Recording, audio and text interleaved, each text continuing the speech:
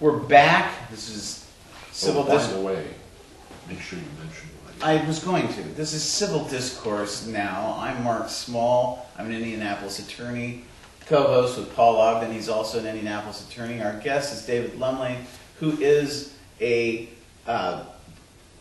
chartered financial analyst and certified financial planner associated with Raymond James.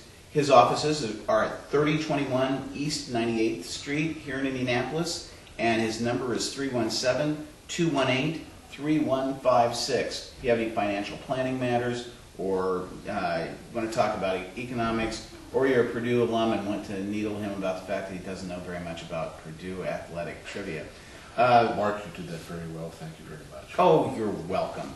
And we are coming to you from Big Hat Books, located at 6510 Cornell Avenue in Broad Ripple, which is on the north side of Indianapolis. And we were talking about inflation, and I just wanted to make one point before Paul raises some bogus thing he wanted to mention about Milton Friedman. And that is this, in terms of wages. Okay. A grocery store chain here in Indianapolis, Marsh, put in mechanized lines in there so that you can use a barcode and scan an item, and you don't need a cashier. You don't need a cashier or a bag boy. Yeah, the idea. Yeah, but they didn't have bag. They were eliminating bag boys before then. But the thing is, I'm not noticing the price of my groceries falling because they've eliminated those jobs. So I guess that was my point on labor. Like, they're decreasing wages, and the prices stay the same, or they're inflated, as Paul pointed out, and that goes into the 1% in 1980 was making 8% of the income, and now it's 27%, and that's kind of part of it because it's mechanized. And that was all I was going to say. Now, what was it you were wanting to say about Milton Friedman? Well, growing up, I read a number of books about Milton Friedman. One argument he made stood out for me, and that was, unless you have an increase in the money supply, you can't have long-term inflation.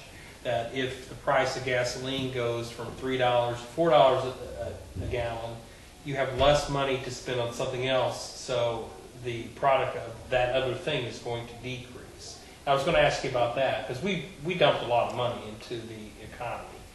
And all these bailouts, and that wasn't money necessarily come from running that money came from running the printing presses more to print more dollars. So I just wanted your take on that. Well, let's put it this way.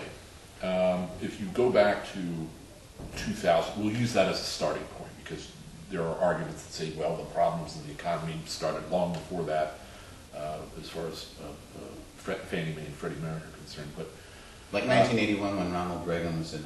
Well, if you want to use that as a starting point, be my guest. But at any rate, when the economy started to implode, there were programs that were put in place that made the effect of the downturn less onerous, even though it was still fairly onerous. So we ended up with a very deep recession as opposed to an outright depression. Some would argue that for those of us who are unemployed or are working in less than satisfactory jobs, that we are in a depression. I don't know that I necessarily agree with that or not. And so when Obama came into office, we were losing how many jobs was it a month? Was it 1.2 million a month or something along those? Something like that.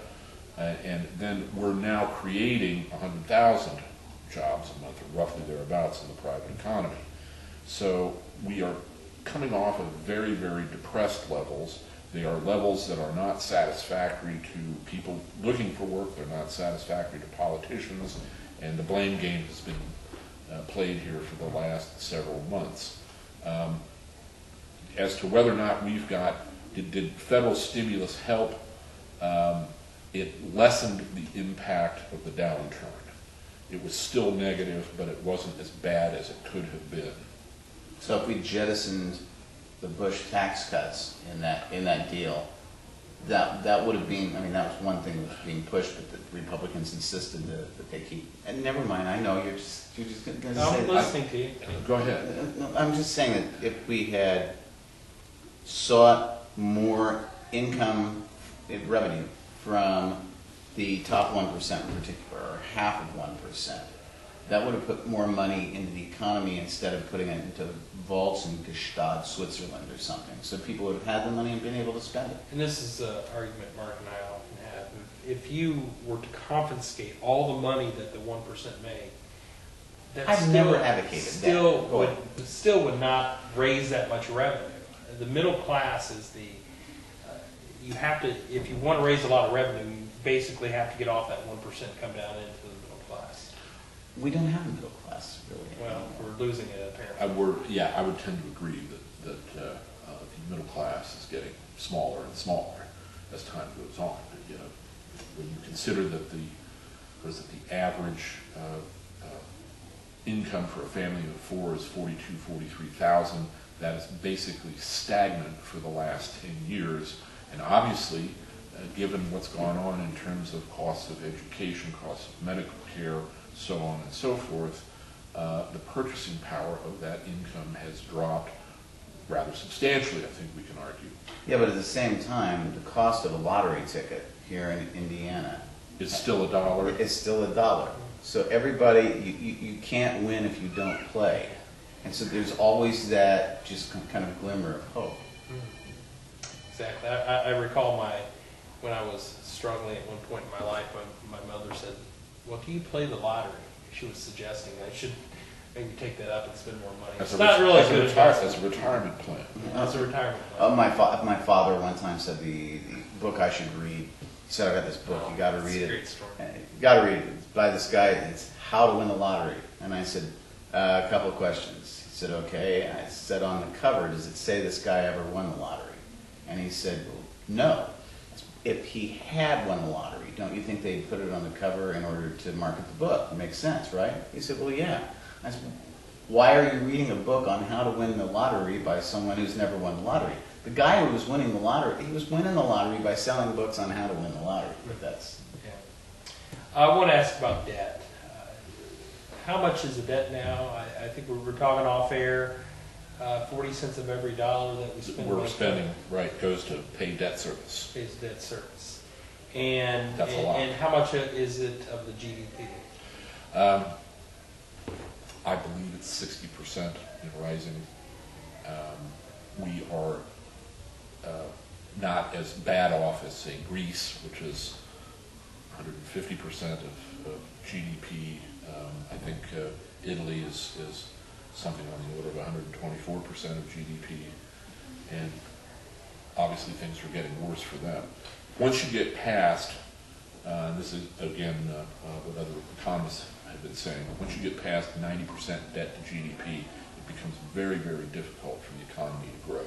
And that's gross domestic product. Right, gross domestic product. It becomes very difficult for the economy to grow simply because we spend a large percentage of what we are earning to pay back the debt and the principal and interest on the money that we've borrowed. And we're paying interest back to... It used to be us, but now the Chinese are our bankers. And so that is I don't want to call it a subsidy, but we have borrowed money from them. We are paying them back over time. And obviously it would be a different situation. For example, in World War II, the debt to GDP was well over 100%, but that was money that was owed to us. Mm-hmm. And that ultimately got paid back when the economy took off. The war ended, people came back, started having children, building homes, the economy grew. It was a baby boom. Right, exactly. Well, and one thing, I don't know that this is an official assessment of it, but as far as I know, the Italian economy has always sucked. I mean, that was, Mussolini came into power because the economy sucked. And the autocrats later, they still say, well, he made the trains run on time. From what I've read, no, he didn't make the trains run on time. They were as late under him as they were under anybody else, and the economy still sucked. I thought Hitler made the trains run on time. No, Hitler didn't have to make the trains run on time. The Germans made them run on time. And that was already happening anyway. But Hitler, all Hitler did was print money or steal it and kill a whole lot of people. Well, Dave, we had a super committee that failed in its job recently. Because we had no superheroes on We it. had no superheroes.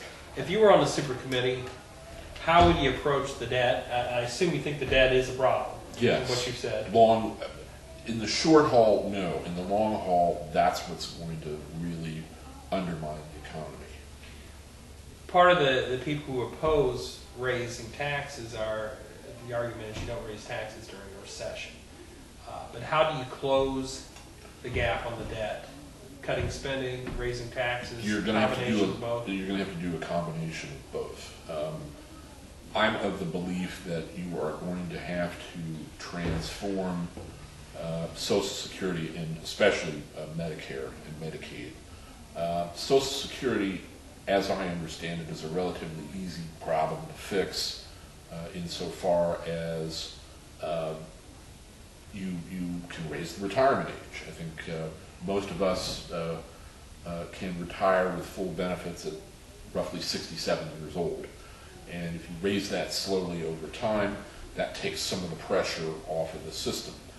The real problem with Social Security has to do with the trust fund. At one point in time, there were actual dollars that were set aside in that fund, and in order to balance the budget, I believe this was Lyndon Johnson who did this, he created special IOUs. These were government guaranteed debt from one portion of the population to the other, essentially, and Congress borrowed out the money to pay back for additional programs, and as a result of that, we now have this trust fund which is full of IOUs. There isn't really a trust fund per se. There's no lockbox? There's no lockbox. No lockbox, huh. Now, how about if we had a buddy system where, like, you match a person who's going to retire with somebody in the 1%, or you have a lottery system and like. I don't think there'd be enough people. No. Or you match 1,000 people for each person. Now, see, Donald Trump would be one of the 1,000 people matched to the one person because he's not really a billionaire. No. But that's all kind of. Now, but what I also wanted to add is I honestly believe that Medicare is going to have to be altered. They'll have to figure out ways of reducing costs. Somehow you always hear of stories about the fraud that is involved in Medicare, and in some way, shape, or form, you've got to deal with that kind of an issue as well as the cost of providing services. Well, the fraud is a lot of it has to do with the providers themselves. I mean, there are higher costs there for no reason at all. There are hospitals on the north side of here in Indianapolis that have works of art and really nice walls and floors that are unnecessary for medical care. But also, if we're interested, Sort of like universities. I mean, well, buildings are unnecessary to educate people. Well, we can go into that. But another thing we could do is we could have people who are in their 60s serve in the Army, that's drafting age, and then they'd be the ones in Congress that wouldn't want to go to war. We're at the end of this segment.